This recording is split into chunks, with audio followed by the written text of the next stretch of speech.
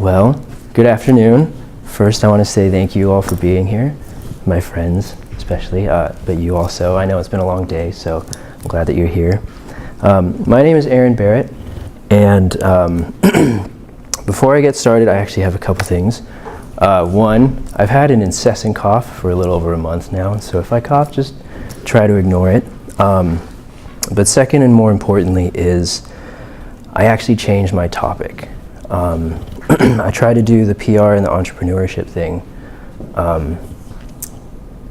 but I just couldn't. I realized it was difficult for me to find motivation to do it, and I thought, well, this is like my capstone. This would be something that I'm motivated and into, and what I'm learning from the PR department, and that is sort of what I have, but not like the chief thing. And so out of that, I've realized the thing that I've learned and what I'll be talking about today is focus. And so by focus, I mean using that as the example of when I submitted my proposal for the summit, I realized I was motivated by what is it that a professor would want to see from me? What would be something that they're give him a stamp of approval and send him off to graduate and he'll be good for the professional world. But yeah, like I said, my heart wasn't in it. And so I was thinking, well, what is it why am I doing this kind of a thing? And I realized it's kind of been a pattern in my life of what is it that I think people would want from me? What is it that people would expect from me? And so I recognized that for the past several years, there's kind of been a shift in that focus of being less absorbed by what other people want and more of what is it that I need to do for myself. And so in order to help you kind of understand that, I'm going to walk you a little bit through my journey. Growing up, I was very much like a yes man, very much if anyone needed help, I would do it for them 100%. Which isn't necessarily a bad thing by any means, but I didn't have a balance, and so it was very much giving, but I never had a opportunity to give myself rest or even have someone else to lean on to kind of have that. And so that kind of constantly giving fed into my time in high school. And so in high school, I kind of did the same thing of just looking to help other people and serving other people. And so by the time I was my junior year and my senior year, I was focused on getting good grades so I could go to a good school and kind of make my parents happy. And so when people would ask me what is it that you want to major in, I would kind of had an inkling. I was well, I kind of want to do maybe even PR or film actually, but I had no experience in that and I didn't know anything about it. And so when people would ask me, I would just say, oh, I don't really know. And I'd be what is it that you think I'd be good at? And most people said, I think you'd be good at kinesiology or human bio. You had played baseball all your life, you've done this, you had physical therapy on your shoulder, so you have exposure to it. And so when it came time to decide a major, I was well, this is kind of what people think I'll be good at, so why not do it? And then I entered in my first year of college, and I realized very quickly I was not scientifically minded. The intro level classes were really difficult for me. Kind of dreaded going to any of them all the time, and but I didn't want to quit because I didn't want to let myself down. I didn't want to look like a failure. I didn't want to the people that encouraged me to do human bio and things like that. I didn't want to tell them I'm switching and disappoint them. And so I decided to stick through it into my sophomore year. By the time I was a sophomore, I failed more because it was chemistry and anatomy. I failed both semesters of chemistry. I barely passed anatomy my first semester. And I reached kind of a burnout point at the end of my second semester. And I realized I don't want to keep doing human bio, but I don't really know. Again, I just didn't know what else I could do, and I didn't know really what I wanted to do. And so at the end of that year into my junior year, during that summer, I kind of reached a crossroads for myself of on one side being yes, I don't want to do science, and but on the same side, I don't really know anything else. I could probably graduate on time if I just stuck through with it, even though I'm miserable, and I could stay with it.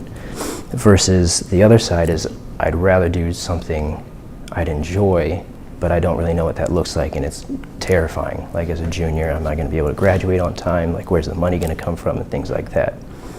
But I remember specifically having a conversation with my sister where she sat, we were just talking, and then she heard me complaining about sciences, and she said, like, what is it that you actually want to do? What is it that if you could shut out anything else that people are saying to you, what is it that you would want to do? And I had to think about it. I came back to her, I think like a week later, and said, like, I think I want to do public relations. And so with that encouragement from my sister, and even from Dr. Kim too, I decided in the first week of my junior year to switch to public relations. And like looking back, I realized that kind of was like the first major decision I think I'd made on my own. I mean, it took a lot of encouragement to do so, but it was something that I realized was a decision for myself.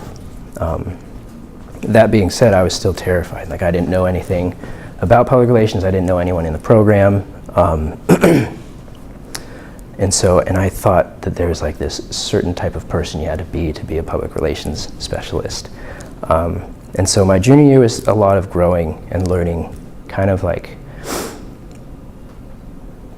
I'd say is like the pivotal moment for me of recognizing that shift that I needed in order to succeed in public relations and pretty much anything else in my life. I needed to be less focused on what I think people want from me, or even what I try to be something I'm not, of being like super high key and very like extroverted and like always go to. And I realized I'm just not that person.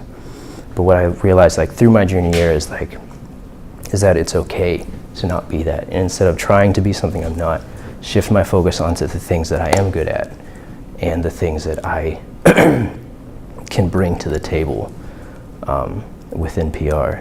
And so with that shift in focus, I kind of learned two things. I learned that I have a passion for advocacy, and within PR and myself, just how much I love diversity. So first, diversity, I'd say that what helped me with that, again, with that shift in focus, was that I love PR because it emphasizes diversity. In specifically, I'll use the example of like working in a team, is that I realized that I have a different skill set than the person next to me, and they have like different views and perspectives and backgrounds. And instead of comparing myself to the other person of like, they're good at this, I'm not good at this, that just because my things are different, I'm just as valuable to a team, and I can bring something valuable to that experience.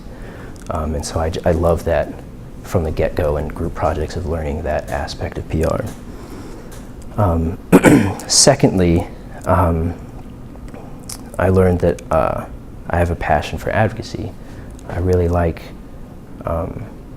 having worked with a couple of nonprofits in PR, having 6th Street and just PR management in a couple of classes. I was able to work with a few clients.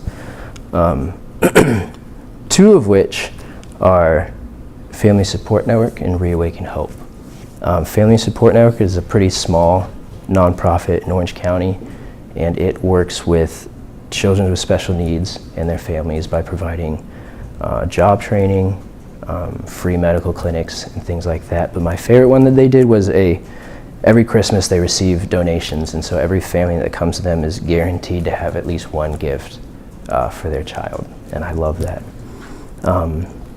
And the other one is Reawaken Hope, which hasn't quite gotten off the ground yet, but they are a nonprofit that's specifically for transitional age youths, which is male and female from 16 to 24 that have been in commercial sexual exploitation or human trafficking, specifically in the LA area. And what they do is not only provide like job training and clinics and things like that, but they also build relationships with each of them, and so that like they're being trained professionally but also personally, and learning their value as people, and that they matter and they're not just like objects to be had or abused. Yeah. In like to wrap things up, I would say that PR in and of itself isn't necessarily what has like changed me, but it has been a process for over 7 years of learning and recognizing the value that I have as a person. And that decision that I made my junior year was very pivotal, because I realized that my skills and my abilities matter, and that I bring value as both a person and a professional. Yeah, thank you.